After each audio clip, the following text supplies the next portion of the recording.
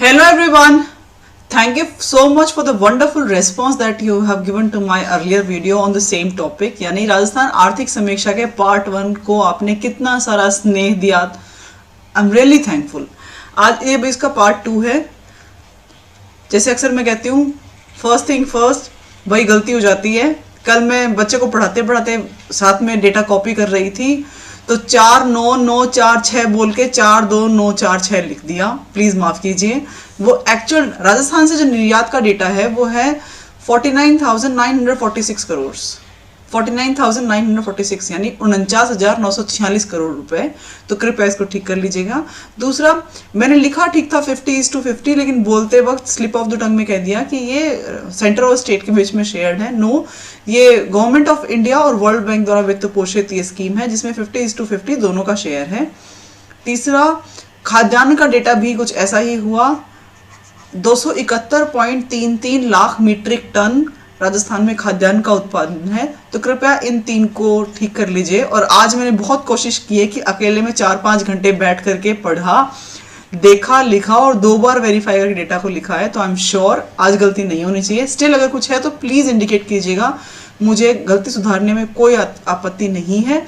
और अभी आगे चलते हैं. एक क्वेश्चन और था किसी ने कहा कि बंजर भूमि की जो जमीन है वो उन्होंने कहा कि 11.46% और वो कुछ डेटा मतलब कुछ शायद लोगों को डाउट था. मैं चाहती हूँ कि आप प्लीज आर्थिक समीक्षा का ये वाला पेज खोलिए जहाँ पे भू उपयोग लिखा हुआ है. और यहाँ जब हम पढ़ते हैं तो 11.04% क्षेत्रफल बंजर भूमि के अंतर्गत आता है. तो शायद यही मैंने करवाया था. कुछ लोगों को कंफ्यूजन है कि नहीं, इतना ना होकर 6.14% है. तो if there is a confusion, kindly clear it. It is actually 11.04%. It is mismatching. ये मिसमैच कर रहा है उस डेटा से जो नीचे ग्राफिकल रिप्रेजेंट किया हुआ है. तो कलर स्कीम में कुछ गड़बड़ हो सकती है, पर हमें लिखे हुए भी जाना चाहिए. तो ये मुझे देखने में समझ में आ रहा है कि ऐसा लिखा हुआ है कि 11.04% क्षेत्रफल बंजर भूमि के अंतर्गत आता है. अब आगे चलते हैं. जहां तक हमने पढ़ लिया था उसके आगे से है कि ग्राम पंचायत विकास योजना ये क्या है. ये 2015 से गवर्नमेंट ऑफ इंडिया की स्कीम चल रही है, जिसके अंदर राज्य ने क्या किया कि जो सेंटर से उनको डायरेक्शंस मिलते हैं उनके हिसाब से एक मार्गदर्शिका प्रकाशित की, बनाई. उसका नाम इकोनॉमिक सर्वे में लिखा हुआ है, तो मैंने इसको इंक्लूड किया यहाँ पे. आपनी योजना आपनो विकास. करना क्या चाह रहे हैं कि जो ग्राम विशेष में जिस डेवलपमेंट की आवश्यकता है, जो क्योंकि एक जो मॉडल है वो सारे ग्रामों पे फिट हो जरूरी नहीं है. प्रत्येक गांव एक विशेष प्रकार का है. प्रत्येक ग्राम का जो स्ट्रक्चर ऑफ पॉपुलेशन यानी जनसंख्या का जो वितरण है वो अलग प्रकार का है. उसकी जो चैलेंजेस हैं वो अलग हैं. तो योजना क्यों ना ग्राम स्तर पे बनाई जाए. तो ये उसी से रिलेटेड एक गाइडलाइन थी जिसमें ये कहा गया कि ग्राम सभा में आप प्रस्ताव लेकर के भागीदारी के मोड में योजनाएं बनाएं. और यदि ये योजनाएं ऑफिसर्स को लगता है कि फिजिबल है, यानी उनकी व्यवहार्यता ठीक है, उनमें कोई टेक्निकल डिटेल्स में कोई प्रॉब्लम नहीं है, तो ई ग्राम स्वराज पोर्टल पे अपलोड कर दी जाती हैं और उस पर फिर क्रियान्वयन किया जाता है. यानी ये बॉटम अप अप्रोच है. नीचे से शुरू करते हैं और इस चीज को ऊपर लेकर के जाते हैं ताकि ग्राम विशेष की समस्याओं का निराकरण हो सके, उसका विकास किया जा सके. इसके लिए एक चीज और लिखी हुई है कि गवर्नमेंट ऑफ इंडिया ने 2 अक्टूबर 2020 से 31 जनवरी 2021 तक सभी राज्यों में इसी ग्राम पंचायत विकास योजना के अंतर्गत एक मिशन चलाया था. उसका नाम था सबकी योजना सबका विकास. हमने क्या किया, आपनी योजना आपनो विकास नाम से मार्गदर्शिका है, वेयर एज सेंटर से क्या योजना चली, सबकी योजना सबका विकास. अब इसमें एक खास बात लिखी हुई है कि पुरस्कार भी चालू किया गया है 2019 से, जिसमें ये 6 पैरामीटर्स हैं: सहभागी नियोजन, गुणवत्तापूर्ण नियोजन और संवहनीय विकास लक्ष्यों का समावेश. नेक्स्ट है मॉनिटरिंग एंड सफल क्रियान्वयन का ढांचा. डॉक्यूमेंटेशन आपने कैसे किया, निजी आय का नियोजन किस प्रकार से किया है और इंफॉर्मेशन टेक्नोलॉजी का इस्तेमाल कैसे किया गया है. इस पे बेस्ड जो पुरस्कार हैं उनकी घोषणा 2019 ऑनवर्ड्स हो रही है. अब आगे इसी में एक डेटा लिखा हुआ है जिसमें लिखा हुआ है कि ग्राम सड़क कितनी लंबी है. राजस्थान में जो ग्रामीण सड़कें हैं वो कितनी लंबी है, तो 1,80,217 किलोमीटर लंबी हैं. और सड़कों से जुड़े हुए ग्राम कितने प्रतिशत हैं, तो ऐसे ग्राम जिनकी पॉपुलेशन 1,000 व्यक्तियों से ज़्यादा है उनका जुड़ाव 99.38% है, विच इज़ वेरी गुड. क्योंकि ऑलमोस्ट हम पहुंच रहे हैं 100% की तरफ। ऐसे ग्राम जो कि 500 से 1000 जनसंख्या वाले हैं, वहां 94.36% ग्राम जो है वो पक्की सड़क से जुड़ चुके हैं। नेक्स्ट इज पांचवा वित्त आयोग, जो राज्य का वित्त आयोग था, उसका टर्म था 2015 से 2020 के बीच में। तो जब पंचायती राज पढ़ते हैं तो वित्त आयोग नहीं पढ़े, ऐसा तो हो नहीं सकता। तो इसकी सिफारिशों के बारे में लिखा हुआ है कि राज्य का जो शुद्ध राजस्व है उसका 7.182% बांटा जाना चाहिए। किनके बीच में? पंचायती राज इंस्टीट्यूशंस और नगरीय निकायों के बीच में। और क्या बेस हो? तो 2011 की जनसंख्या इनका बेस होना चाहिए। 2011 की जनसंख्या में हमने आज सुबह ही पढ़ा कि 75.1% ग्रामीण जनसंख्या है और नगरीय जनसंख्या 24.9 यानी 24.9% है। तो इसी हिसाब से इसका डाइल्यूशन यानी इसका बंटवारा होना चाहिए इस वित्त का। फिर ये कहा गया कि जो पंचायती राज में भी इंस्टीट्यूशंस हैं, त्रिस्तरीय इंस्टीट्यूशंस हैं, उनमें किस प्रकार से बंटवारा हो वित्त का। तो उसके लिए लिखा गया कि जिला स्तर के लिए 5, पंचायत समितियों के लिए 20 और ग्राम पंचायतों के लिए 75% फंड का डिस्ट्रीब्यूशन होना चाहिए। फिर ओवरऑल जब डिस्ट्रीब्यूशन की बात की जाए तब इस बात का विशेष ध्यान रखा जाए कि 55% जो धन है वो खर्च करना है मूलभूत सुविधाओं के विकास के लिए और विकास कार्यों के लिए। 40% खर्च करना है राज्य और राष्ट्रीय स्तर की जो प्राथमिकताओं की योजनाएं हैं उनके क्रियान्वयन के लिए, और 5% विभिन्न कार्यक्रम जो कि क्षेत्र विशेष के लिए आवश्यक हो उन पर खर्च किया जा सकता है। अब बात करते हैं नेक्स्ट 2020-2021 में कितने करोड़ रुपए, क्योंकि एक स्पेशल फिगर था जो लिखा हुआ था कि ग्राम पंचायतों को हमने स्पेशल पैसा दिया है। वो पैसा कितना? तो करीब 49.44 करोड़ रुपीस कोविड-19 के अंदर स्पेशल पैकेज हेतु ग्राम पंचायतों को दिए गए। अब इसमें किया क्या होगा? सैनिटाइजर बांटे हैं, लोगों को अवेयरनेस कैंपेन फैलाई है, कई जगहों पे मास्क डिस्ट्रीब्यूशन किया गया है, दवाइयाँ भी दी गई हैं। तो जितना पॉसिबल काम हो, इवन क्वारंटाइन सेंटर्स भी बनाए गए, उनकी भी देखभाल थी। तो इसमें करीब 49.44 करोड़ रुपीस ग्राम पंचायतों को दिए गए। अभी इसका डिस्ट्रीब्यूशन कैसे था? तो जिला स्तर पर 5 लाख रुपए दिए गए, पंचायत समितियों को 1.5 लाख रुपए दिए गए और ग्राम पंचायतों प्रति ग्राम पंचायत 50,000 रुपए दिए गए। क्योंकि कोविड-19 अभी मतलब 2018 की वैकेंसी के बाद की बात है, तो उसको हम कहेंगे ये बेस्ट करंट अफेयर है टू फोकस ऑन। तो इसको भी एक बार आप देख सकते हैं कि 5 लाख, 1.5 लाख और 50,000 रुपए। अगला लिखा हुआ है कि 24 अप्रैल 2020 को हम जानते हैं इस दिन हम पंचायती राज दिवस मनाते हैं। तो ग्राम पंचायत जखौरा कहाँ है? ये लाडपुरा पंचायत समिति में, और ये है कोटा। तो कोटा जिले की पंचायत समिति लाडपुरा की ग्राम पंचायत जखौरा को 10 लाख रुपए का पुरस्कार दिया गया भारत सरकार के द्वारा। उसका पुरस्कार का नाम था नानाजी देशमुख राष्ट्रीय गौरव ग्राम सभा पुरस्कार। नेक्स्ट दिया गया, क्योंकि जो कि आप वो तो सारे पढ़ लेते हैं कि कौन सी बेस्ट ग्राम पंचायत थी, कौन सा जिला परिषद अच्छी थी और पंचायत, लेकिन ये इनके नाम विशेष रूप से लिखे हुए नानाजी देशमुख राष्ट्रीय गौरव ग्राम सभा पुरस्कार, इसके लिए 10 लाख रुपए दिए गए। इसी प्रकार से बाल हितैषी ग्राम पंचायत पुरस्कार प्राप्त किया सुनारा ग्राम पंचायत ने। पंचायत समिति निवाई टोंक का हिस्सा है ये। तो टोंक जिले की पंचायत समिति निवाई के ग्राम पंचायत सुनारा को 5 लाख रुपए का पुरस्कार दिया गया। ये किस लिए दिया गया? बाल हितैषी ग्राम पंचायत पुरस्कार नाम से। नेक्स्ट इज ग्राम पंचायत विकास योजना पुरस्कार। अभी हमने इससे पहले वाली स्लाइड में बात की थी, देखिए कि ग्राम पंचायत विकास योजना थी और इसके लिए 2019 से पुरस्कार दिए जा रहे हैं। तो जो लेटेस्ट दिया गया वो दिया गया मंडौर पंचायत समिति या तहसील जोधपुर की, उसके ग्राम पंचायत नंदरी को, इनको भी 5 लाख रुपए दिए गए।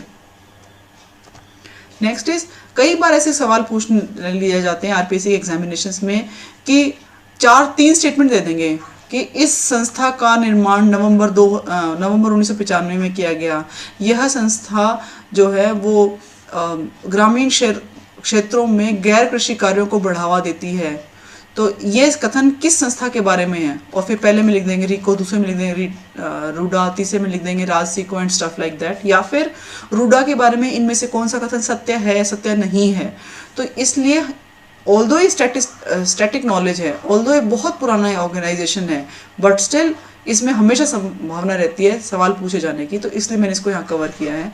रूडा की फुल फॉर्म है ग्रामीण गैर कृषि विकास अभिकरण। ग्रामीण गैर कृषि विकास अभिकरण। अब इसमें करना क्या है? सबसे पहले तो ये देखिएगा कि ग्रामीण गैर कृषि यानी गांव में रहो लेकिन खेती मत करो। गांव यानी हमें क्या करना है, ग्रामीण गैर कृषि को बढ़ावा देना है। अब ये कौन से काम होंगे, तो गांव में रहने वाले ऐसे लोग जो खेती नहीं करते वो कौन होते हैं, कुंभकार होते हैं, मूर्तिकार होते हैं, बुनकर होते हैं, दस्तकार होते हैं। तो इन लोगों के परिवारों को स्वरोजगार के लिए ट्रेनिंग देना, उनको सहायता देना, उनके बनाए हुए प्रोडक्ट्स को सेल करना, ये बेसिकली रूडा का काम है। इसकी स्थापना नवंबर 1995 में की गई। और ये कैसे काम में सुधार के काम कौन से करता है, कौशल वृद्धि के काम करता है, तकनीकी विकास का काम करता है, डिजाइन और उत्पाद में संवर्धन करता है, और कई मेले लगाता है और प्रशिक्षण कार्यक्रम देता है। इनके अलावा इसका मुख्य क्षेत्र कौन सा है, यानी कौन से डोमेन्स में ये काम करेगा विशेष रूप से, तो ऊन, चमड़ा और लघु खनिज, ये तीन इसका थ्रस्ट एरिया है, या तीन इसके सब डोमेन्स या उप क्षेत्र हैं। इन तीन में काम करते हैं, ऊन, चमड़ा और लघु खनिज। वृहद खनिज नहीं आ पाएंगे क्योंकि वृहद खनिज जो है वो RSMML का काम है, लेकिन रूडा के अंदर लघु खनिज आते हैं। नेक्स्ट इज इसके कार्यों में एक कार्य और शामिल है, GI टैग के लिए एप्लीकेशन फाइल करना और ऑब्टेन करना जो है इसका काम है, जिसके लिए इसने अभी तक कुछ नाम लिखे हुए थे कि ये GI टैग सक्सेसफुली प्राप्त कर लिए हैं। पहला है पोखरण पोट्री, दूसरा लिखा हुआ है ब्लू पॉटरी ऑफ जयपुर, ये पोखरण जैसलमेर वाली है। फिर लिखा हुआ है कोटा डोरिया और बगरू और सांगानेर की ब्लॉक प्रिंटिंग। तो ये 5 नाम लिखे हुए थे, इनको मैंने पांचों एज इट इज यहाँ लिख दिया है। फिर से बताती हूँ रूडा क्यों इंपॉर्टेंट है, क्योंकि इसके लिए स्टैटिक नॉलेज आनी चाहिए आपको। याद रखिएगा नवंबर 1995 में इसका स्थापना की गई। क्यों, ग्रामीण क्षेत्रों में ऐसे लोग जो कि कृषि कार्यों में नहीं हैं या कृषि कार्य नहीं करना चाहते, या इनफैक्ट उनका कोई और हुनर है, तो उसको इस प्रकार से बढ़ावा दें ताकि उनके परिवारों को स्वरोजगार मिल पाए।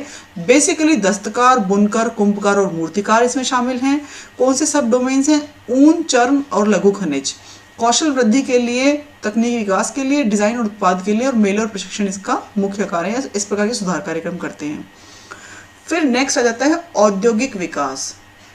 औद्योगिक विकास की जब बात होती है तब सबसे लिखा जाता है कि इसका जो सबसे बड़ा कंट्रीब्यूटर है, इसका जो सबसे बड़ा कंट्रीब्यूटर है SGVA में, यानी स्टेट ग्रॉस वैल्यू एडिशन में, वो है विनिर्माण, और दूसरे नंबर पर है खनिज। उद्योगों का तो हमने देखा था कि इस बार पहली बार शायद ऐसा हुआ है कि कृषि, उद्योग और सर्विस सेक्टर्स में से उद्योग जो है वो सबसे कम पोर्शन पे है, 28% करीब है। तो यानी कृषि आगे निकल गई उद्योग से, शायद उसका कारण कोविड भी रहा होगा। लेकिन उद्योगों में स्पेशल कंट्रीब्यूटर कौन है, सबसे बड़ा कंट्रीब्यूटर है तो विनिर्माण है, सेकंड नंबर पे खनन है। अब देखते हैं कि विनिर्माण में कमी कितनी आई। तो विनिर्माण में कमी आई है 8.01%। ऐसा सवाल इस बार पूछा जा सकता है क्योंकि बहुत कम ऐसा होता है कि विनिर्माण में कमी आती है, but it was a special time, this time करीब 8.01% की कमी आई है। और विनिर्माण में अगर देखा जाए कौन कौन से चीज़ें शामिल हैं, तो अधातु खनिज उत्पाद, मोटर वाहन और उसकी सहायक सामग्री, वस्त्र, रसायन एवं रासायनिक उत्पाद, धातु और उसके निर्मित उत्पाद शामिल हैं। नेक्स्ट है इंडस्ट्री। कल हम इनफैक्ट सुबह पढ़ा था IIP क्या होता है। IIP है, हमने बताया था कि औद्योगिक विकास का सूचकांक। तो इसको याद करने का तरीका ये था, IIP क्या है, IIP 5, 6, 7 है, ये हमने पढ़ लिया था। तो अब इसके लिए था कि इसका बेस है 2011-12। इस बेस में शामिल क्या करते हैं हम, यानी कौन कौन सी चीज़ों को शामिल करते हैं इसकी गणना करने के लिए। तो विनिर्माण, खनन और विद्युत मुख्य इसके कॉम्पोनेंट हैं। फिर आगे एक और इम्पोर्टेंट बात लिखी हुई है कि अभी तक तो ऐसा होता था कि केंद्र सरकार का एक पोर्टल था UAM पोर्टल, उद्योग आधार मेमोरेंडम पोर्टल, लेकिन इसका स्थान 1 जुलाई 2020 से उद्योग रजिस्ट्रीकरण पोर्टल ने ले लिया है। इसमें करते क्या हैं, जो भी MSME हैं यानी जो नई ऑर्गेनाइजेशन खोलना चाहते हैं वो अपना इस पर रजिस्ट्रेशन करते हैं और अपना मेमोरेंडम और या इंटरेस्ट जो है ना उसको फाइल करते हैं। आगे चलते हैं। एक स्कीम के बारे में लिखा हुआ है, मुझे स्कीम लगा कि बहुत अच्छी है, इनफैक्ट करंट गवर्नमेंट की स्कीम है तो हमें इसके बारे में ज्ञान होना चाहिए। इस स्कीम का नाम है मुख्यमंत्री लघु उद्योग प्रोत्साहन योजना। लघु उद्योग प्रोत्साहन योजना यानी लघु उद्योगों की बात होगी। करना क्या है, 10 करोड़ रुपए तक का लोन देंगे। स्कीम कब लॉन्च की, तो मुख्यमंत्री जी ने स्कीम लॉन्च की 13 दिसंबर 2019 को। और कहना क्या चाह रहे थे कि चाहे आप नया उद्योग लगाओ या फिर पुराने में ये 3 काम करो, उसका विस्तार करो, उसका आधुनिकीकरण करो या विविधीकरण करो। विस्तार का मतलब एक्सपेंशन, आधुनिकीकरण मतलब उसका मॉडर्नाइजेशन कर रहे हो यानी कुछ टेक्नोलॉजी चेंज कर रहे हो, और विविधीकरण का मतलब अभी तक जैसे मान लीजिए आप सिर्फ कुछ पार्ट बनाते थे, आप उसको कुछ और पार्ट बनाना चाह रहे हो। तो अगर इस प्रकार का कोई भी काम करते हैं तो आप 10 करोड़ रुपए तक का लोन ले सकते हैं। अब इसमें सरकार सहायता क्या दे रही है, क्योंकि प्रोत्साहन देना चाह रहे हैं हम, तो प्रोत्साहन किस प्रकार से मिलेगा, यदि 25 लाख रुपए तक का लोन है तो उसमें 8% अनुदान दिया जाएगा ब्याज में। ये इंटरेस्ट सबवेंशन स्कीम है, यानी आपको ब्याज में अनुदान मिलेगा।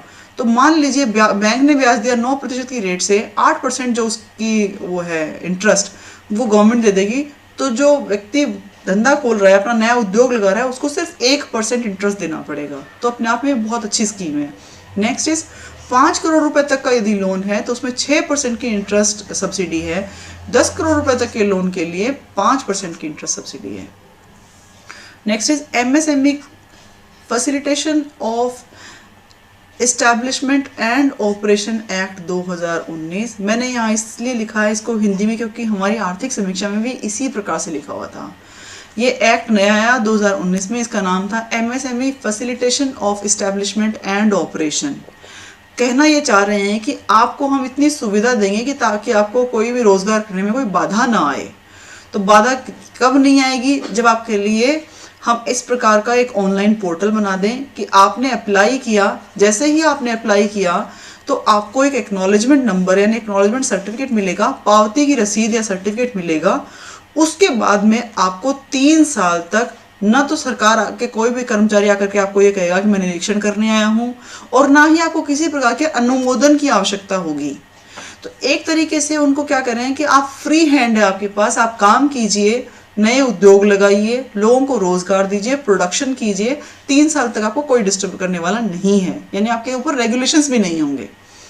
Next is ease of doing business के लिए बहुत सारा कंटेंट लिखा हुआ है, जिसमें लिखा हुआ है कि केंद्र सरकार से गाइडलाइंस मिलती रहती है, उनके हिसाब से यहाँ भी चेंजेस होते रहते हैं। और उसके लिए उन्होंने लिखा हुआ है कि बिजनेस रिफॉर्म एक्शन प्लान बनाते हैं हम, इसके लिए BRAP business reform action plan बनाया जाता है। उस एक्शन प्लान का इवैल्यूएशन केंद्र सरकार की संस्थाएं करती हैं। उसमें राजस्थान का स्थान कहाँ है, तो 2017 में हम 9वें स्थान पे थे, 2019 में हम 8वें स्थान पे हैं। तो ये लेटेस्ट है। अब आज के दिन हमारी स्थिति कहाँ है, तो हम 8वें स्थान पे हैं। 2020 का डेटा इसलिए नहीं है क्योंकि कोविड के कारण सब कुछ बंद था, तो इवन बहुत सारे इवैल्यूएशन प्लान्स, बहुत सारी स्कीम, सब कुछ धरी रह गई। तो लेटेस्ट यदि कोई डेटा बोले तो वो डेटा हम राजस्थान 8वां स्थान रखता है पूरे भारत में। फिर लिखा हुआ है कि उद्योग विभाग, तो उद्योग विभाग इसका नोडल डिपार्टमेंट है ईज ऑफ डूइंग बिजनेस के लिए, वो तो ऑफ कोर्स होना है। नेक्स्ट इज उद्योग विभाग में 36 जिला उद्योग केंद्र और 8 उपकेंद्र संचालित हैं। इस पे शायद 2016 में एक बार सवाल पूछा गया था कि कितने उप जिला केंद्र हैं या उतने कितने उपकेंद्र हैं, तो दोबारा भी पूछा जा सकता है, कोई नई बात नहीं है। आप याद रखिएगा 36 जिला उद्योग केंद्र और 8 उपकेंद्र संचालित हैं। फिर लिखा हुआ है कि MSME निवेशक सुविधा केंद्र भी बनाए गए हैं, ताकि लोगों को कोई परेशानी हो तो डायरेक्ट वहीं जाकर के संपर्क कर लें या गाइडेंस ले लें, ट्रेनिंग ले लें, मोटिवेशन ले लें, इनोवेशन का आइडिया शेयर कर सकते हैं। वो कहाँ कहाँ हैं, जयपुर, जोधपुर और अजमेर में। इनके अलावा इसी के फॉर्मेट में लिखा हुआ है जब उद्योगों का विकास करेंगे तो कुछ समस्याएं भी आएंगी, तो उन समस्याओं को सुनेगा कौन, तो उसके लिए लिखा है कि जिला स्तर पर जिला कलेक्टर महोदय और राज्य स्तर पर चीफ सेक्रेटरी महोदय को शिकायत निवारण केंद्र का सर्वा नियुक्त किया गया है। नेक्स्ट है RIPS, जिसका नाम है राजस्थान इन्वेस्टमेंट प्रमोशन स्कीम या फिर राजस्थान निवेश प्रोत्साहन योजना 2019 नाम से पॉपुलर है। इसके लिए लिखा हुआ है कि 17 दिसंबर 2019 से यह प्रभाव में आई। करना क्या है, इन्वेस्टमेंट प्रमोशन है, यानी नया इन्वेस्ट कोई करता है यदि, तो उसको सरकार की तरफ से 7 साल तक के लिए छूट दी जा रही है, बहुत सारी। 7 साल बहुत लंबा नंबर है, तब तक कोई भी ऑर्गेनाइजेशन, कोई भी जो उद्योग है वो अच्छे से इस्टेब्लिश हो सकता है। किस चीज़ की छूट देंगे, तो उसके लिए लिखा है कि 100% GST का पुनर्भरण करेगी सरकार। फिर विद्युत कर, स्टैंप ड्यूटी और मंडी शुल्क, फिर देखिएगा विद्युत कर, स्टैंप ड्यूटी और मंडी शुल्क में अप टू 100% रियायत देंगे। अभी अप टू का क्लॉज इसलिए लगा हुआ है कि डिपेंड करता है केस टू केस, किस प्रकार का ऑर्गेनाइजेशन है, यानी किस प्रकार का उद्योग लगा रहे हैं, कितने क्या उनका बैकग्राउंड रहा है, और भी बहुत सारे पैरामीटर्स हैं। पर ये भी कोशिश की जाए कि 100%, यानी एक तरह से इन्वेस्टमेंट को प्रमोट करने के लिए it's a very good scheme. अगला लिखा हुआ है कि CSR, अब इसमें ज़्यादा दिमाग तो लगाना नहीं है, लेकिन इसमें एक खास काम ये कर दिया उन्होंने कि CSR के लिए एक पोर्टल बना दिया, csr.rajasthan.gov.in। तो एक तो इसको याद रखना है। दूसरा, इसके लिए एक प्राधिकरण बना दिया गया, और ये प्राधिकरण भाई करंट गवर्नमेंट में बना है। 6 नवंबर 2019 को प्राधिकरण बनाया गया।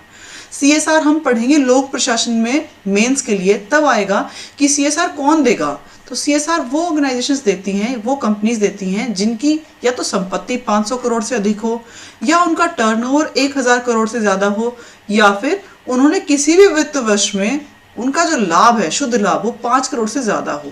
तो इन क्लोज को कंप्लीट, ये सब और की कंडीशंस हैं, यानी या फिर ये वाली कंडीशन को फुलफिल करने वाली कंपनियों को अपने 3 वर्षों के औसत लाभ का 2% ऐसे कार्यों में खर्च करना होगा जो समाजोपयोगी हों। फिर क्योंकि हमारे लिए इन्वेस्टमेंट की बात चल रही है, उद्योगों की बात चल रही है, तो ब्यूरो ऑफ इन्वेस्टमेंट प्रमोशन बहुत इंपॉर्टेंट कंपोनेंट है, बहुत इंपॉर्टेंट बॉडी है। ये 1991 में यानी 1991 में बनाई गया, तब से चालू है। 10 करोड़ से अधिक का यदि कोई इन्वेस्टमेंट प्रपोजल है, निवेश प्रपोजल है, तो उसको ब्यूरो ऑफ इन्वेस्टमेंट प्रपोजल जो है वो इवेल्युएट करती है, अपने संज्ञान में लेती है। इसके अध्यक्ष होते हैं चीफ सेक्रेटरी महोदय, जो एक्चुअली स्टेट एम्पावर्ड कमेटी को हेड करते हैं, और ये कमेटी क्या करती है, आवेदनों की जांच करती है। फिर इसके बारे में इन्होंने लिखा हुआ क्या है कि हमने क्या किया। चूंकि कोविड के कारण सब कुछ बंद था, तो उन्होंने बहुत सारे वेबिनार्स के नाम लिखे हुए हैं जो कि हमारे लिए इम्पोर्टेंट है नहीं। फिर BIP में लिखा हुआ है कि वन स्टॉप शॉप जैसी पोर्टल बनाया गया है जिसमें सारी स्वीकृति, अनुमति एक स्थान पर मिल पाए, और ये जो काम है ये बोर्ड ऑफ इन्वेस्टमेंट का है। इसका वेबसाइट कौन सी है जिसको हम वन स्टॉप शॉप कह रहे हैं, उसका नाम है, याद करने के लिए मैंने इसको स्पेस देके लिखा है, otherwise there is no space. आप क्योंकि हम बात कर रहे हैं राजस्थान निवेश प्रोत्साहन या Rajasthan bureau of investment promotion, तो rajnivesh.rajasthan.gov.in। आजकल क्योंकि IT का दौर है, यू नेवर नो, आपसे पोर्टल भी पूछ लिया जाए, इवन जन सूचना पोर्टल की स्पेलिंग भी पूछी जा सकती है। आगे चलते हैं। रीको सबसे पहले में याद रखना है कि रीको क्या है। रीको है राजस्थान राज्य औद्योगिक विकास एवं विनियोजन निगम लिमिटेड। दूसरा, ये राज्य में औद्योगिक विकास के लिए शीर्ष संस्था है, सबसे ऊंची संस्था है। काम क्या करती है? ये है कि लैंड एक्वायर करती है, उसके अंदर प्लॉटिंग करती है, बिजली की और सड़क की व्यवस्था करती है, और उसके बाद में ऑनलाइन ऑक्शंस के थ्रू उन प्लॉट्स को सेल करती है, ताकि उस जगह पे एक इंडस्ट्रियल क्लस्टर का निर्माण हो पाए, जमीन, सड़क और प्लॉट्स। फिर लोगों को वित्तीय सहायता भी प्रोवाइड करती है जो नया उद्योग वहां लगाना चाहते हैं, जिसमें लिखा हुआ है कि MSME के मैनेजमेंट की सहायता यानी प्रबंधन में सहायता, तकनीकी की सहायता भी प्रोवाइड करेंगे। वित्तीय सहायता के लिए, लोन प्रोसेस करवाने के लिए भी आपकी हेल्प की जाएगी। फिर लिखा हुआ है कि टर्म्ड लोन भी प्रोवाइड करती है, यानी सावधि ऋण के लिए भी हेल्प करती है, या जो कम ब्याज के होते हैं यानी कम समय के या कम राशि के हों उनको प्रोवाइड भी करते हैं। नेक्स्ट इज केंद्रीय प्रवर्तित योजनाएं, जो रीको संचालित कर रहा है वो है असाइड योजना और लघु विकास केंद्र। फिर लिखा हुआ है कि रीको के विशेष पार्क हैं कौन कौन से, तो उसमें 3 नाम हैं। एक तो एग्रो फूड पार्क्स बनाए हैं जो कि 4 हैं, बोरानाडा जोधपुर, कोटा, अलवर और श्रीगंगानगर में। Agro food park Boranada Jodhpur, Kota, Alwar और श्रीगंगानगर में। फिर है जोधपुर में कृषि व खाद्य प्रसंस्करण क्षेत्र बनाया जाएगा, ऐसा लिखा हुआ है। साथ में मुझे याद आया कि मथानिया मिर्ची को GI टैग मिल चुका है, उसके लिए केंद्र ने स्वीकृति भी दी है कि वहां पर एक फूड टेक्नोलॉजी पार्क बनेगा। ये रूपनगढ़ के बाद में शायद राजस्थान का दूसरा होगा, correct me if I am wrong. Next is Japanese zone भी बनाया हुआ है रीको ने ही। ये बहुत ही वेल डेवलप्ड और बहुत खूबसूरत जगह है, नीमराना में जाकर जरूर देखना चाहिए कि किस प्रकार से जापान की कंपनियों ने राजस्थान में आकर के और उस क्षेत्र का कायापलट कर दिया है। बहुत अच्छा एरिया डेवलप्ड है और बहुत लोगों को रोजगार मिल रहा है। ये अलवर में है और एक नया जो बन रहा है वो घिलोट में बन रहा है, इनफैक्ट डेवलप भी हो चुका है। और घिलोट में बहुत सारी ऐसी कंपनीज आई हैं जो कि ऑटोमोबाइल की हैं या सिरेमिक्स की हैं। नीमराना के जोन के लिए लिखा हुआ है कि 45 इकाइयां संचालित हैं और 3-4 कंपनियों के नाम लिखे हुए हैं। मैंने सोचा उनको भी शामिल कर लेते हैं, जब पढ़ रहे हैं तो इंपॉर्टेंट फैक्टर्स तो जरूर पढ़ने चाहिए। निसिन, मित्सुई, डाइकिन और डाइनिची कलर, ये 3-4 नाम लिखे हुए थे, इसको मैंने यहाँ मेंशन कर दिया है। फिर लिखा हुआ है स्पेशल इकोनॉमी जोन, विशेष आर्थिक क्षेत्र। सीतापुरा के बारे में लिखा हुआ है कि 2 हैं, James and jewellery first and James and jewellery second. ये पहले exclusively for James and jewellery हुआ करते थे, लेकिन अभी इनको मल्टी प्रोडक्ट या बहु उत्पाद में कन्वर्ट कर दिया गया है। सिमिलरली महिंद्रा वर्ल्ड सिटी के लिए भी लिखा हुआ है कि पहले एक्सक्लूसिवली IT सिटी नाम से डेवलप करना था, लेकिन चूंकि इतनी सारी IT कंपनीज वहाँ आई नहीं, 2 वहाँ हैं कुछ, लेकिन बहुत सारा बड़ा एरिया है और विकास के गति को और सुदृढ़ करने के लिए उसको भी मल्टी प्रोडक्ट में कन्वर्ट कर दिया गया है। नेक्स्ट है राजसीको। राजसीको है Rajasthan Laghu Udyog Nigam limited, Rajasthan small industries corporation.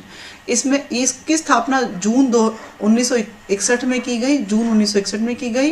ये करता क्या है, लघु उद्योग और उनके कारीगरों की सहायता करता है, उनकी बनाई हुई वस्तुओं को बेचता है यानी वाणिज्य करता है या विपणन करता है, और हस्तशिल्प के उत्थान के लिए अलग अलग कार्यक्रम करता है। इसके लिए लिखा हुआ है क्योंकि ये कारीगरों की सहायता करेंगे, उनसे सामान खरीदेंगे और बेचेंगे और उनको बेचने के लिए सपोर्ट देंगे। तो मान लीजिए कोई आदमी एक्सपोर्ट करना चाह रहा है अपना कोई सामान, तो वो कहाँ किसको जाके दे कि मुझे एक्सपोर्ट करना है और ये मेरा पैकेज या पार्सल रेडी है। तो अगर आप प्राइवेट से करवाते हो तो बहुत महंगा पड़ता है। तो इसके लिए भी सरकार ने कर रखा है कि inland container depot Jaipur, Jodhpur, Bhilwara और भिवाड़ी में बनाए गए हैं। इसके द्वारा निर्यातकों और आयातकों को सुविधा होती है। दूसरा, जयपुर के एयरपोर्ट पर एयर कार्गो कॉम्प्लेक्स बनाया गया है राजसीको के द्वारा, जहां पर भी जो एयर कार्गो है उसका एक्सचेंज यानी उसको भेजना और उसकी रिसीविंग होती है। कुछ और कार्य भी राजसीको करती है। वो क्या कार्य हैं कि गवर्नमेंट के डिपार्टमेंट्स को कांटेदार तार, desert cooler, RCC pipes, tent, steel का फर्नीचर, एंगल आयरन पोस्ट, त्रिपाल, ऐसी चीज़ें भी मुहैया करवाती हैं। कहने का मतलब ये है कि यदि कोई लघु उद्योग लगा हुआ है और जो ऐसा ही कुछ सामान बना रहा है, राजसीको उसको फंड कर रहा है या सहायता दे रहा है, तो क्यों नहीं सरकार के जो और डिपार्टमेंट्स हैं उनमें वहीं से कंज्यूम कर लिया जाए। तो इस हिसाब से गवर्नमेंट के बहुत सारे डिपार्टमेंट्स को ये सारा सामान जो है राजसीको मुहैया करवाता है। फिर चूंकि ये सामान मुहैया करवाता है तो इसका मतलब कांटेदार तार, डेजर्ट कूलर, देखिए आप ये इसमें चाहिए आपको लोहा और स्टील। तो लोहा और स्टील को भारत में प्राप्त करने के लिए सबसे अच्छी जो संस्थान है वो सेल है। तो सेल से डायरेक्ट कोऑर्डिनेट करके राजसीको कच्चा माल मुहैया करवाता है, लोहा, इस्पात और कोयला, किनको 50 इकाइयों में डिस्ट्रीब्यूट करता है। फिर लिखा हुआ है कि राजस्थली के बारे में। राजस्थली क्या है, जो लोग जयपुर के निवासी हैं या जयपुर में कभी आए हैं उनको पता होगा। अजमेरी गेट पर एक राजस्थली नाम से एक ऐसा सेंटर है जहाँ पे राजस्थान की हस्तशिल्पी वस्तुएं मिलती हैं और वो गवर्नमेंट ऑथराइज या गवर्नमेंट का ही सेंटर है, वो राजसीको का सेंटर है बेसिकली। तो ये जो लघु उद्योग या कारीगर हैं उनसे सामान खरीदते हैं और उसका विपणन करते हैं। ये 4 सेंटर्स हैं, जयपुर में, उदयपुर में, दिल्ली में और कोलकाता में। आपको इन चारों के नाम आने चाहिए, नाम पता होने चाहिए। अगला है RFC, राजस्थान वित्त निगम, 1951 में बनाया गया। राजसीको और RFC को याद करना आसान है, एक 51 में, दूसरा 61 में और रूडा 95 में। तो इस प्रकार से आप याद करेंगे तो शायद आपको याद हो जाएगा। इवन री को शायद हमने देखा था 91 में। वित्त निगम ये करता क्या है, नए पुराने दोनों प्रकार के उद्योगों को 20 करोड़ रुपए तक का लोन देगा। बस इससे ऊपर के लोन होंगे तो रिको महाराज आ जाएंगे। क्यों? क्योंकि वो सबसे बड़ी संस्था है। तो सिर्फ इस पे कैप ये है कि 20 करोड़ तक के लोन देंगे और उसमें ऋण की एक बहुत सारी ऋण की योजनाएं चलाते हैं जिसमें बहुत सारे नाम लिखे हुए हैं। सामान्य ऋण योजना, सेवा क्षेत्र हेतु ऋण योजना, स्विच ओवर, वाणिज्यिक रियल एस्टेट के लिए ऋण योजना, फाइनेंसिंग यंगस्टर्स उनके लिए ऋण योजना। फिर लिखा हुआ है एकल खिड़की 2 करोड़ रुपए तक का लोन मिलेगा। फिर सरल योजना, टॉपअप योजना, सौर ऊर्जा और रिको के लिए आवंटित करता है। ये जैसे रिको ने आवंटित किया होटल के लिए ज़मीन, हॉस्पिटल के लिए या किसी इंडस्ट्री के लिए, तो उनको भी वित्त पोषित कर सकता है RFC। फिर यदि कोई मार्बल प्रोसेसिंग के प्लांट है उसको भी कर सकता है। इनके अलावा एक चल रहा है युवा उद्यमिता प्रोत्साहन योजना 2013-14 से, जिसमें 1.5 करोड़ तक का लोन में 6% की इंटरेस्ट सब्सिडी मिलती है और इसकी जो आयु है वो 45 वर्ष मैक्सिमम है। ये जो स्कीम है युवा उद्यमिता प्रोत्साहन योजना, ये रिको की स्कीम है। जब रिको की बात हो रही है तो ये रिको की स्कीम है, लेकिन इसको यहाँ लिखने का मतलब ये है कि इस प्रोत्साहन योजना के अंदर भी कोई व्यक्ति आता है तो उसको भी 1.5 करोड़ रुपए तक का लोन मिल सकता है। नेक्स्ट इज गुड बोरोवर्स ऋण। उसके लिए लिखे हुए हैं कि हम क्रेडिट कार्ड देंगे, गोल्ड कार्ड देंगे, प्लेटिनम कार्ड देंगे, तो उन सबको याद रखने की आवश्यकता नहीं है। आरएफसी से संबंधित सिर्फ एक ही फैक्ट काम का है कि कब बना, कितने करोड़ तक का लोन दे सकता है, टॉपअप योजना क्या है, या इनफैक्ट इसी कुछ योजनाओं के नाम या रिको को के किन किन कंपोनेंट्स को ये पैसा दे सकता है। फिर है डीएमआईसी, ये एक महत्वाकांक्षी योजना है।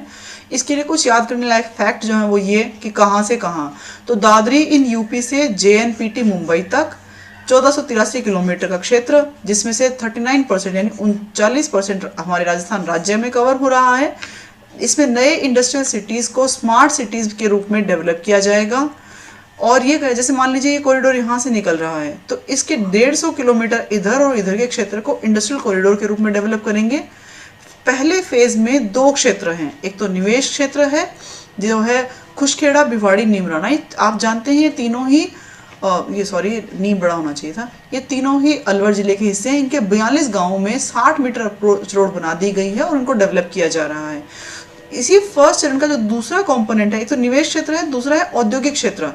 इस इंडस्ट्रियल एरिया में जोधपुर, पाली और मारवाड़ वाला इलाका है।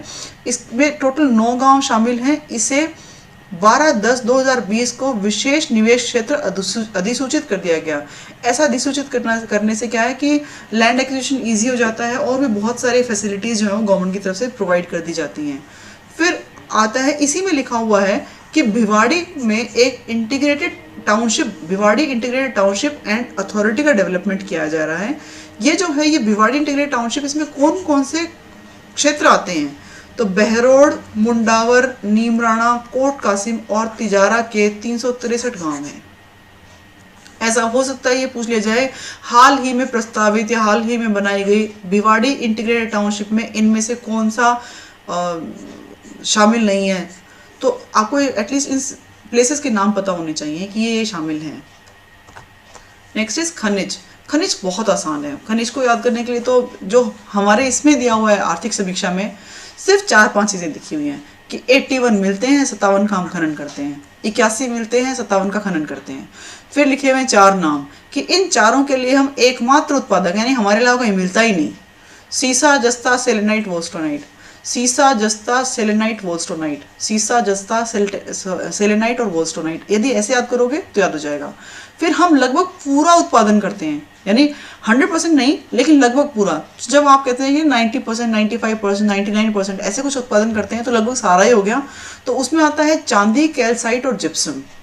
फिर हम प्रमुख उत्पादक किसके हैं, बॉल क्ले के, फॉस्फोराइट के, ऑकर के, स्टीएटाइट के, फेल्सपार के और फायर क्ले के। तो ये नाम तो आपको याद करने होंगे। बेस्ट रहेगा आप इसके लिए कोई ना कोई ट्रिक बना लें, और वो ट्रिक कितनी भी वाहियात हो, कितनी भी अच्छी हो, doesn't make a difference. The ultimate goal is कि हमें वहाँ पे क्वेश्चन सॉल्व करने में मदद मिलनी चाहिए उस ट्रिक से। नेक्स्ट है, इसी में लिखा हुआ है कि RSMMS, ये क्या है? ये है Rajasthan state mines and mineral limited है, यानी राजस्थान जो खनिज की जो शीर्ष संस्था है खनिज से संबंधित, उसका हेडक्वार्टर उदयपुर में है। RSMML इसका नाम है। ये 30 अक्टूबर 1974 को बनाई गई। इसका उद्देश्य क्या था कि हम टेक्नोलॉजी का इस्तेमाल करें और एफिशिएंट माइनिंग करें, ताकि खनिजों का दोहन इस प्रकार से हो कि अधिक से अधिक उससे लाभ मिल पाए और वेस्ट मिनिमम हो। नेक्स्ट है, इसकी 4 यूनिट्स हैं। अब इसके आगे बहुत कुछ लिखा हुआ है 4 यूनिट्स के आगे, बेसिकली हमें वो नहीं याद करना। जो इसकी 4 यूनिट्स हैं बस उसको याद करने के लिए इतना याद रख लीजिए, रॉक फॉस्फेट की जो यूनिट है वो झामर कोटड़ा में, जिप्सम की यूनिट बीकानेर में, लाइमस्टोन के लिए जोधपुर में और लिग्नाइट के लिए जयपुर में। यहाँ ये आसान है याद रखना कि रॉक फॉस्फेट झामर कोटड़ा में मिलता है तो वहीं मिलेगी, जिप्सम बीकानेर के आसपास मिलता है तो उधर हो जाएगा। लेकिन लिग्नाइट ऑल्दो जयपुर में सबसे ज़्यादा नहीं निकलता, लेकिन फिर भी इसका जो वो है यूनिट इसके डेवलपमेंट के लिए वो जयपुर में है।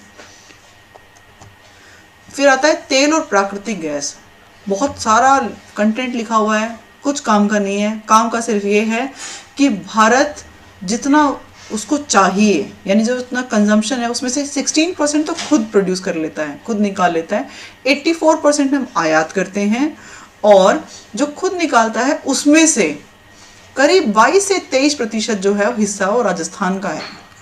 ये एक फिगर है जो आपको याद करना है कि राजस्थान का कितना हिस्सा है भारत के उत्पादन में, तो करीब 22 से 23% लिखा हुआ है। और ये फिगर में कितना है, तो यह है 7 million metric ton, 7 MMT, 7 MMT याद कर लो।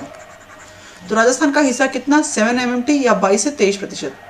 फिर पहला स्थान किसका है, हम दूसरे स्थान पे आते हैं। पहला स्थान किसका है, बॉम्बे हाई का।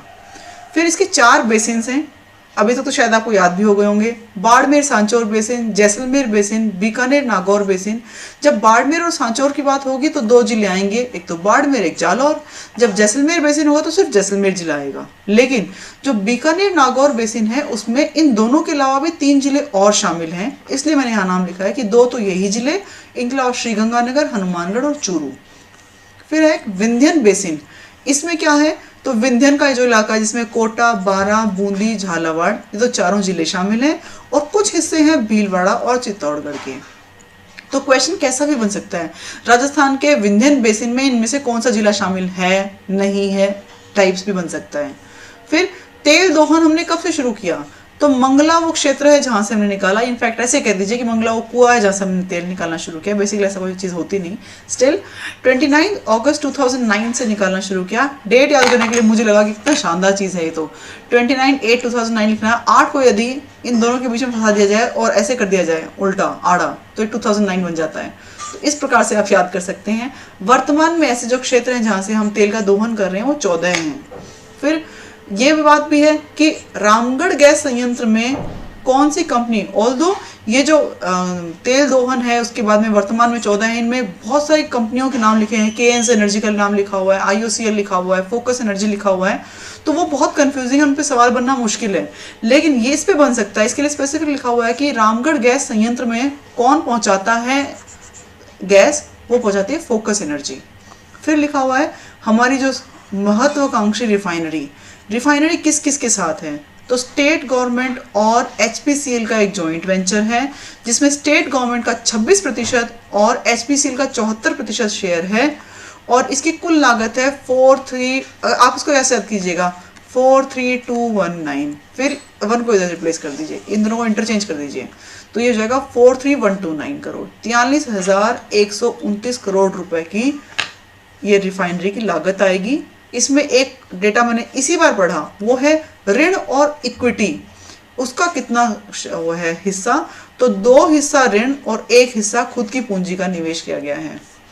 इसकी क्षमता कितनी होगी, तो 9 MMT, 9 million metric tonnes per year, इतनी इसकी शोधन की क्षमता होगी। और इसका शुभारंभ किया गया था 16 जनवरी 2018 को पचपदरा बाड़मेर में। इतना सब कुछ है। इसमें लिखा हुआ है कि एक पहली रिफाइनरी होगी जिसमें रिफाइनरी प्लस पेट्रोकेमिकल कॉम्प्लेक्स भी होगा, तो वो सब मेरे ख्याल से बहुत रिलेवेंट चीज़ें हैं नहीं।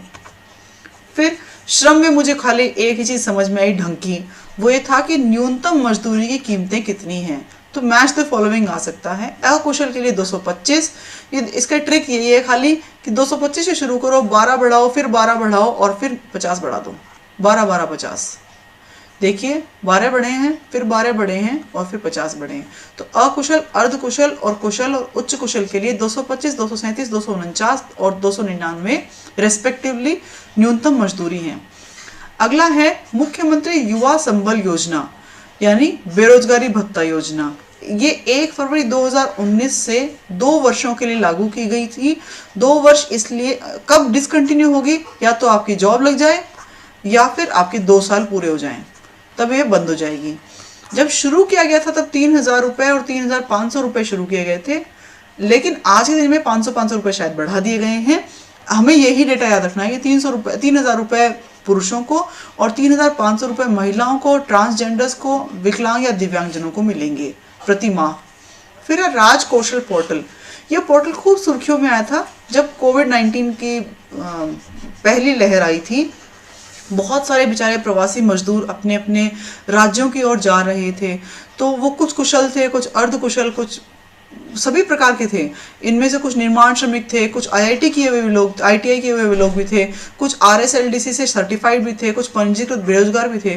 तो उन सब का डेटा एक पोर्टल पे डाल दिया गया और ये 5 जून 2020 को इनॉग्रेशन किया गया था। करना क्या चाह रहे थे कि जो लोग स्किल सेट है, यानी जो लोग हैं जिनकी हमें जानकारी है कि वो क्या कर सकते हैं और जो उनको कारोबार दे सकते हैं, जो काम दे सकते हैं, यानी एम्प्लॉयज या नियोक्ता, इनको नियोक्ता कहा जाएगा हिंदी में। तो जो नियोक्ता हैं उनको आपस में मिलाया जाए, एक ही मंच पे लाया जाए ताकि वो उनको काम दे पाएं। तो एक अभिनव पहल थी, बहुत ही अच्छा पोर्टल था, पूछा जा सकता है। फिर है मुख्यमंत्री युवा कौशल योजना। इसकी शुरुआत की गई 7 नवंबर 2019 को। करना क्या है, जो कॉलेज के स्टूडेंट्स हैं उनको लाइफ स्किल्स सिखानी है और उनको सॉफ्ट स्किल्स सिखानी है, क्योंकि हम देखते हैं कि कॉलेज के स्टूडेंट्स की एम्प्लॉयबिलिटी की थोड़ी कमी होती है। यानी अब किसी को ये कह दिया जाए कि भाई तेरे को सरकारी नौकरी नहीं लेनी और तेरे को कोई धंधा करना है, कोई और काम करना है या प्राइवेट नौकरी करनी है, तो उसके पास ऐसी कौन सी स्किल है। तो बेसिकली करना क्या चाह रहे हैं, एम्प्लॉयबिलिटी को बढ़ाना चाह रहे हैं through life skills and soft skills. और ये कॉलेज शिक्षा आयुक्तालय की एक पहल थी। 350 घंटे का कोर्स मैक्सिमम रखा गया, जिसमें से 90 कोर्स मैंडेटरीली सॉफ्ट स्किल्स के लिए होंगे। इसकी जो एज लिमिट थी वो थी 17 से 30 वर्षों की। फिर अगला चैप्टर है वो है आधारभूत संरचना का विकास, यानी बेसिक इंफ्रास्ट्रक्चर का डेवलपमेंट। इसमें एक बहुत बड़ी मिस्टेक है जो मुझे लगता है कि हमें यहाँ पॉइंट आउट करनी चाहिए। वो ये था कि विद्युत के लिए लिखा हुआ है कि विद्युत अभी आज के दिन 21,836 मेगावाट है, जिसमें से 3734 पवन ऊर्जा और 2778, जबकि इसी चैप्टर में, ये तो समरी में लिखा हुआ है, इसी चैप्टर को जब डिटेल में पढ़ते हैं तो वहाँ लिखा हुआ है 4337.65 मेगावाट ऑलरेडी इंस्टॉल्ड कैपेसिटी है दिसंबर 2020 तक पवन ऊर्जा की, और 5002 मेगावाट इंस्टॉल्ड कैपेसिटी है सोलर एनर्जी की। इसका मतलब ये है कि ये डेटा पुराना है, समरी में शायद चेंज नहीं किया गया। टाइपिंग एरर तो किसी से भी हो सकती है, मानवीय भूल है। तो आप सिर्फ ये याद रखिएगा कि हमारे पास 127 गीगावाट की कैपेसिटी है, जिसमें से अभी हम कितनी पवन ऊर्जा का दोहन कर पा रहे हैं, 4337 मेगावाट, और इसी प्रकार से हम करीब 5 गीगावाट या 5002 मेगावाट कैपेसिटी बना पा रहे हैं सोलर एनर्जी की आउट ऑफ 142 गीगावाट, यानी 142 गीगावाट में से। और बायोमास की कितनी कैपेसिटी हमारी, तो 120 मेगावाट की है। फिर है यदि हम देखा जाए, मतलब कई बार ऐसे पूछ लेते हैं किसका कंपोनेंट ज़्यादा है, तो जो ये हमारा विद्युत है इसमें कौन सा कंपोनेंट सबसे ज़्यादा है। इनकी बात नहीं कर रहे हैं कि सोलर की या विंड की, हम बात करें डिस्ट्रीब्यूशन किस बात पे है कि RREC और निजी क्षेत्र ने, यानी Rajasthan renewable energy corporation, Akshay ऊर्जा निगम और प्राइवेट क्षेत्र ने कितना कंट्रीब्यूशन किया है, राज्य का स्वयं का कितना है, और केंद्र के जो भी प्रोजेक्ट चल रहे हैं उसमें राज्य की भागीदारी कितनी है, उसके हिसाब से कितना हमें बिजली मिलती है।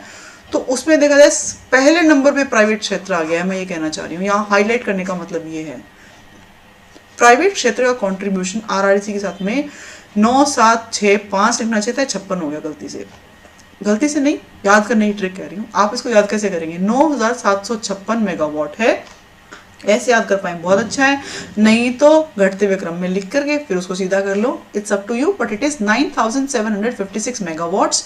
राज्य का स्वयं का यानी गवर्नमेंट ओन्ड कितना है, 8790, और सेंटर के जो प्रोजेक्ट्स हैं उनसे हमें कितना मिल रहा है, 3288 मेगावाट।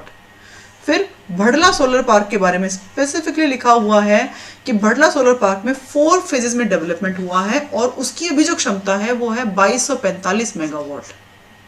फिर 2245 मेगावाट में 4 जो चरण है वो कौन कौन से हैं। पहले चरण में किसने बनाया, 65 मेगावाट का प्लांट बन लगाया Rajasthan solar park development company ने। दूसरे फेज में भी इसी कंपनी ने 680 मेगावाट को, और तीसरे फेज में क्या हुआ, सौर ऊर्जा कंपनी किसकी, IL&FS के साथ संगठित होकर के जो नई कंपनी बनी उसका नाम था सौर ऊर्जा कंपनी, उसने 1000 मेगावाट्स का प्लांट लगाया। और अभी रिसेंटली फेज 4 में 500 मेगावाट का प्लांट लगाया है अदानी ग्रुप की, अदानी रिन्यूएबल एनर्जी कॉर्पोरेशन ने। फिर है सड़क घनत्व से संबंधित एक बहुत इंपॉर्टेंट फैक्ट। हमने सड़कें पढ़ ली थी कितनी लंबी है गाँवों में, लेकिन राजस्थान का सड़क घनत्व कितना है, तो हम देश के सड़क घनत्व से बिल्कुल आधे हैं। देश का 152 है, राज्य का 78.6 प्रति 100 वर्ग किलोमीटर। यहाँ लिखा हुआ है सोलर रूफटॉप स्कीम में कितनी % सब्सिडी सरकार देती है। शायद हो सकता है काम का हो नहीं हो, आई डोंट नो, पर मैंने इसको शामिल कर लिया क्योंकि इस पेज में और कुछ अच्छा था नहीं। रिहायशी इलाकों के लिए मिलेगा, यानी आवासीय क्षेत्रों के मिलेगा 3 किलोवाट तक का यदि कैपेसिटी है तो 40% सब्सिडी, और फिर 3 किलोवाट से ज़्यादा होने पर 20% सब्सिडी।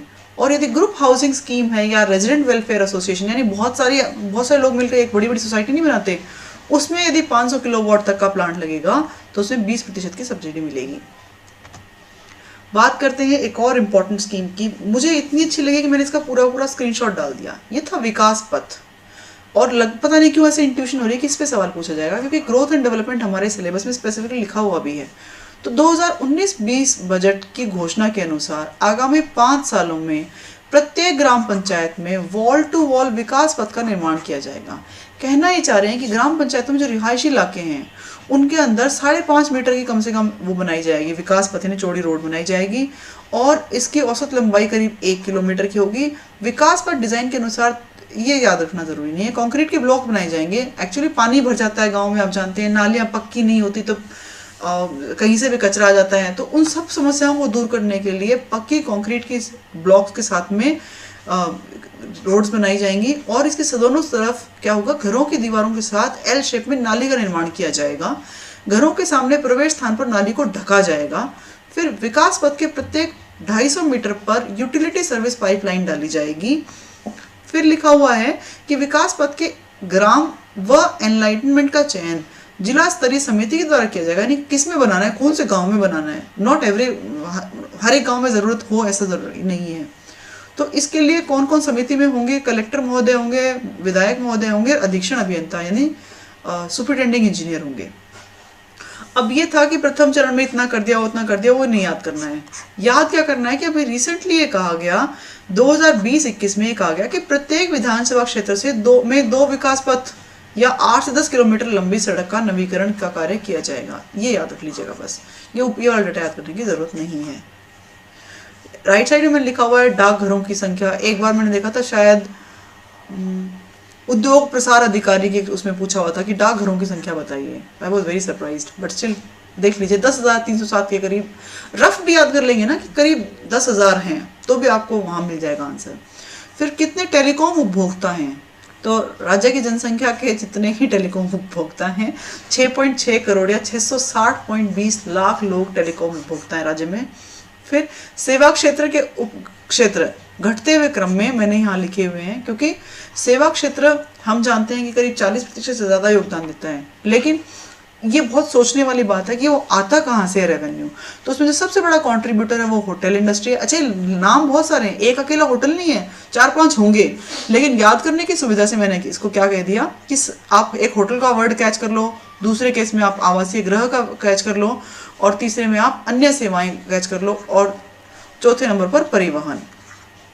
तो इस प्रकार से याद कैसे करें, होटल में जाना, खाना खाना सबको अच्छा लगता है, हमेशा नहीं रह सकते इसलिए अपने घर आ जाते हैं, और फिर और बहुत सारी सुविधाओं का उपयोग करते हैं। फिर लगता है कि चलो ट्रांसपोर्ट पर बैठे घूम के आए, any how you can remember it, पर इसके घटते हुए क्रम में लिखे हुए हैं। फिर पर्यटन में कुछ खास नया हुआ नहीं, पूरा देश बंद था, राज्य बंद था, तो पर्यटन नए आए नहीं।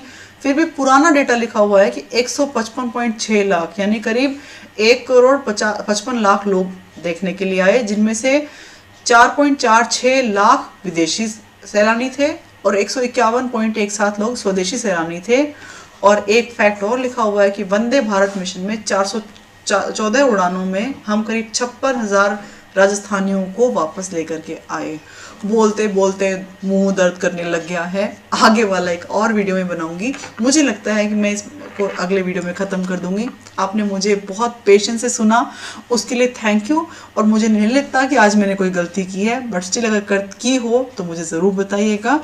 मैं आपकी सफलता में आपकी सहयोगी बनना चाहती हूँ। इस टाइम पर जब सारे लोग सिलेक्टेड जो हैं वो एंजॉय कर रहे हैं, मैं आपके साथ में मेहनत सिर्फ इसलिए कर रही हूँ ताकि आप सफल हों और ये ना सोचें कि मैं कैसे पढ़ूँ, मेरे पास ये रिसोर्स नहीं है, मुझे गाइडेंस नहीं मिल रही है। मैं सोच रही हूँ कि जल्दी ही हम ऑनलाइन लाइव भी मिलें। Thank you so much. आपको मेरा शेड्यूल जल्दी ही बताऊंगी। सब्सक्राइब नहीं किया है तो कर लीजिए। मैंने देखा 1-1 लाख व्यूज़ हो जाते हैं वीडियोस के, लेकिन सब्सक्राइबर तो 35,000 ही हैं। बढ़ाइए बढ़ाइए। थैंक यू सो मच, और बेल आइकन को ज़रूर हिट कीजिएगा। All the best. नमस्ते।